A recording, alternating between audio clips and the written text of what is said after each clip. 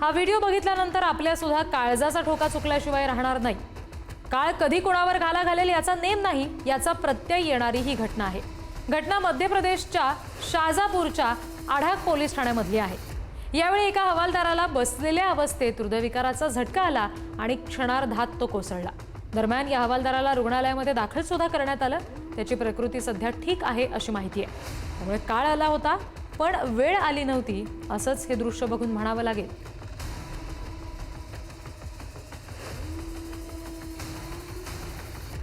हृदयविकाराच्या झटक्याने मृत्यू होण्याचं प्रमाण वाढतच चाललंय। चालता बोलता माणूस हृदयविकाराचा झटका येऊन खाली कोसळतोय।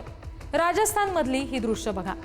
बस चालकाला अस्वस्थ वाटू लागलं आणि त्यामुळे त्याने बसचा ताबा आपल्या मित्राच्या हातात दिला आणि स्वतः नंतर बाजूला बसला। थोड्याच वेळात तो हृदयविकाराच्या झटक्याने खाली कोसळला। मात्र त्यानं मृत्यूच्या उंबरठ्यावर असताना जी हुशारी दाखवली त्यामुळे बसमध्ये असलेल्या 40 प्रवाशांचा जीव वाचलाय।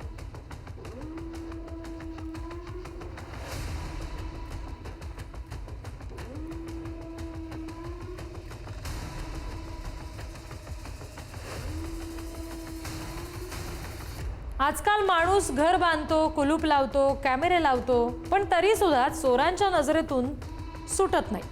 गाव असो किंवा शहर, कुठेही सुरक्षा म्हणून राहिली नाही। त्यात दागिन्यांची चोरी सध्या जास्तच वाढली आहे। अशीच एक घटना लखनौ शहरामध्ये घडली।